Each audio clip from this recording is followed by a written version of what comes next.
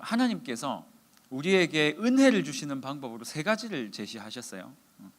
은혜를 주시는 방법으로 세 가지를 제시하셨는데 그 첫 번째는 말씀입니다. 말씀.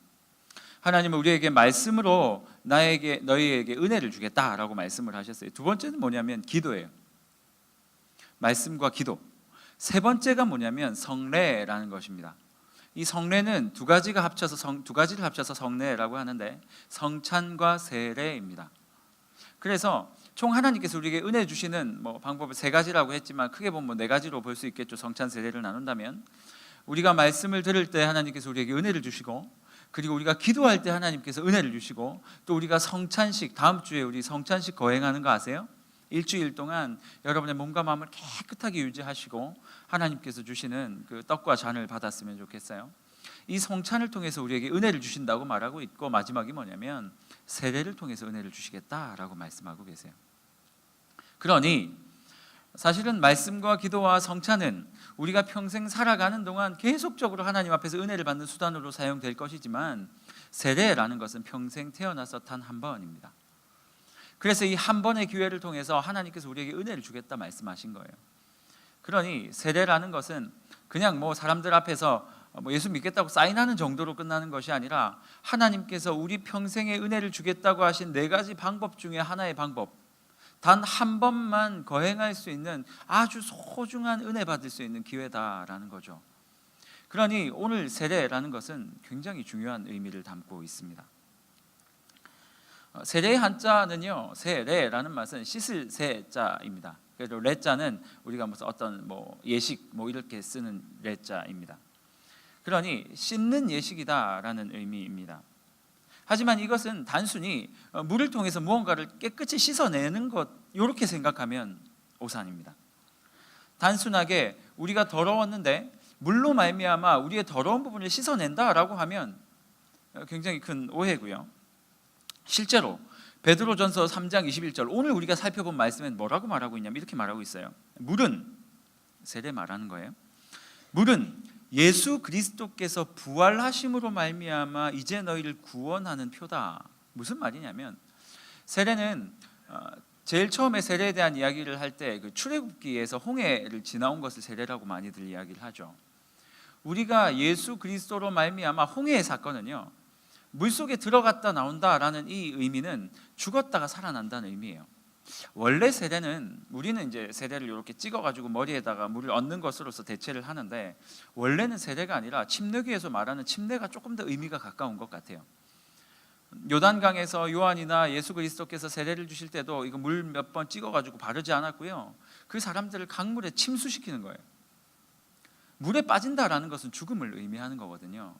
그렇게 해서 이 세상과 죄에 대해서 완전히 죽고 하나님을 향하여 새로운 생명을 얻는 것, 그것을 세례다라고 성경은 말하고 있는 거예요. 그러니까 그저 우리 안에 있던 더러운 것들을 씻어낸다 정도의 의미가 아니라 하나님 앞에서 완전히 죽었다 살아나는 것을 의미하는 것이고, 오늘 베드로도 우리에게 뭐라고 말하고 있냐면, 이 물, 세례 받는 것은 예수 그리스도께서 죽었다가 부활하신 것처럼 우리도 그 물 속에 들어가서 죽었다가 다시 구원받는, 새로운 생명을 얻는 구원의 표식이다라고 말을 하고 있는 거예요. 세례는 뭐라고요? 세상에 대하여 죽고 하나님에 대하여 살아나는 것, 그것을 세례다라고 성경이 말하고 있는 것입니다. 그러면 세례를 받은 자는 그의 인생이 완전히 뒤바뀌어야 되겠죠. 세상에서 죄와 함께 뒹굴며 살았다면 이제는 그런 삶이 아니라 하나님을 향하여 살아가는 삶, 하나님을 향하여 생명을 얻은 삶, 주님께서 기뻐하시는 인생을 살아가야 될 의무와 그러한 의무들을 가지는 것이 바로 세례다라는 것이죠. 그런데 그 뒷구절에 굉장히 의미 있는 한마디를 또 우리에게 하고 있습니다. 뭐라고 말하고 있냐면, 이 세례가 너희를 구원하는 표다라고 말하고 나서, 이것은 육체의 더러운 것을 제하여 버림이 아니요 하나님을 향한 선한 양심의 간구다. 무슨 말이에요? 단순히 내 안에 내 삶에 더러움이 있었는데 하나님께서 나에게 세례를 허락하심으로 말미암아 더러운 것들을 깨끗이 씻어내는, 목욕탕 가서 씻는 것처럼 깨끗이 씻어내는 것이 아니라 하나님을 향한 선한 양심의 간구다. 무슨 말이냐면, 내가 더러웠는데 하나님께서 세례를 나에게 딱 주셨을 때 나의 더러움이 완전히 제거되고 나는 그 다음 날부터 더럽지 않은 인생이 된다라는 뜻이 아니란 말이에요. 그러니 세례를 받는 그 시간이 우리의 삶의 목표 지점이 아니라는 말이에요. 우리의 목표는 뭐냐면, 세례라는 건 뭐냐면 그냥 씻는 것이 아니라 우리의 양심 속에 이제 하나님을 향한 선한 양심, 하나님을 위해 살고자 하는 마음, 하나님께서 기뻐하시는 대로 살아가고자 하는 이 양심을 하나님 앞에 받는 시간이다라는 거예요. 어렵나요? 우리가 세례식을 이렇게 결혼식처럼 하는 이유가 무엇입니까? 그저 단순히, 여러분 결혼하시는 분들 보면, 제가 주례를 할 때 보면 주례를 하기 전에 커플들을 부르거든요. 불러가지고 사실 예전에는 4주 동안 교육을 시켰어요. 새벽기도 끝나고 나오라 그래서 4주 동안 책을 읽히고 서로 막 이야기를 시키고 했는데 제가 체력이 안 돼가지고 그건 안 해요. 커플들을 불러가지고 제가 물어요. 어떻게 준비하고 있냐? 들어보면 가관이에요. 결혼식 당일을 위해서 모든 에너지를 다 써요. 그리고 나서 신혼여행 가서부터 싸우기 시작하는 거예요. 짧게 교제하고 결혼하는 커플들은요, 서로 상대방에 대해서 이해도 하지 못한 채 그냥 그 결혼식 당일을 위해서 그렇게 에너지를 쓴 다음에 결혼식 하고 나서 자신의 결혼의 삶에 대한 생각들을 한 번도 해보지 못하고 그냥 결혼식 하고 나니까 이제 생소하기 시작한 거예요. 이 자매가 집에를 안 가는 거죠. 이 형제가 집에를 안 가요. 그리고 갑자기 양말을 벗더니 나한테 빨아달라 그래요. 옷을 빨아달라 그래요. 밥을 해내라 그래요. 그때부터 자신의 삶, 인생에 대해서 그때부터 생각을 하는 거예요. 그러니 지지고 볶고 힘들고 서로에 대한 이해가 없으니까. 결혼식은 결혼식을 위해서 준비하는 날이 아니고, 결혼식은 결혼의 삶을 위해서 준비하는, 하나님 앞에 하나님 이제 주님께서 주신 그 삶을 살아낼게요 라고 이야기하면서 시작되는 게 결혼식이에요. 그런데 모든 사람들은 결혼식에다가 그냥 모든 것들을 다 때려 붓는 거예요. 그 결혼하고 나니까 뻥 뜨는 거예요. 세례도 마찬가지입니다, 여러분.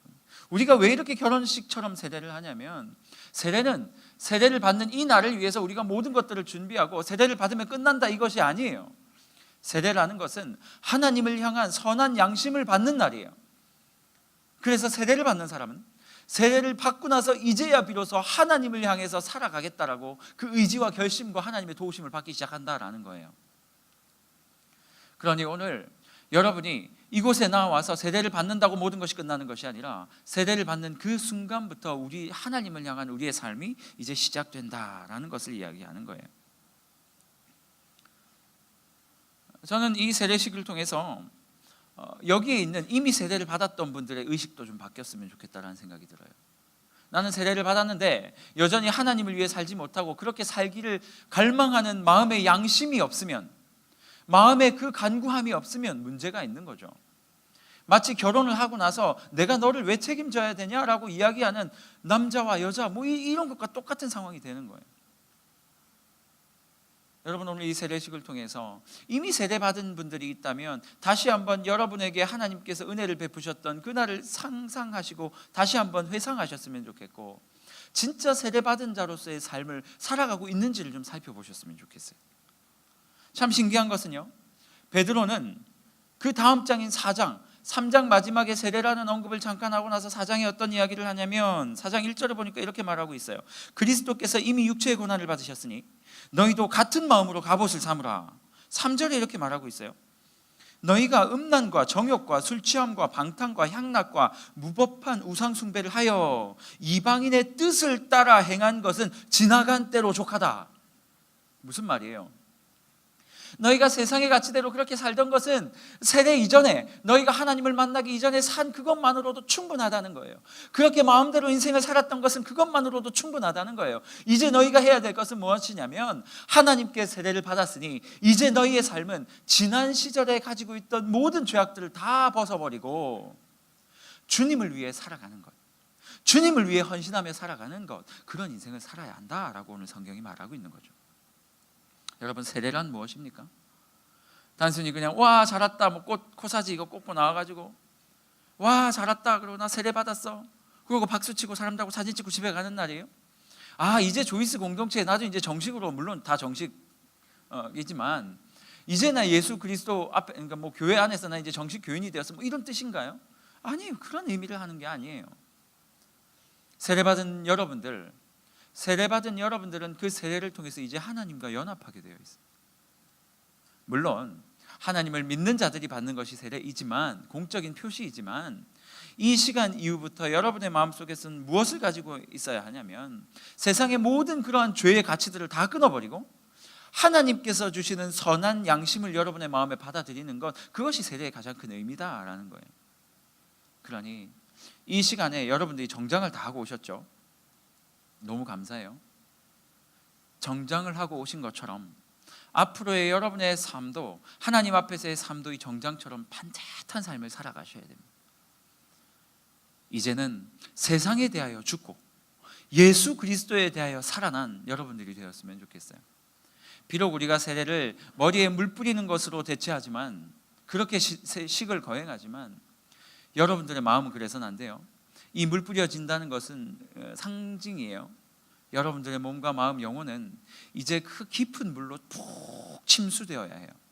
그리고 그 안에서 여러분의 모든 것들은 다 죽여내고 없어져 버리고 오직 예수 그리스도를 향하여 일어나는, 그 놀라운 생명을 얻는 그러한 시간들이 되었으면 좋겠습니다. 오늘 세례받는 모든 분들과 또한 이 자리에 이미 세례받은 모든 분들이 이렇게 살아가는 그러한 우리가 되었으면 좋겠습니다. 세례는 절대 가벼운 것이 아닙니다. 하나님과 약속하는 거예요. 그러니 오늘 좀 진중한 마음으로 이 세례식에 임하시는 우리가 되었으면 좋겠습니다.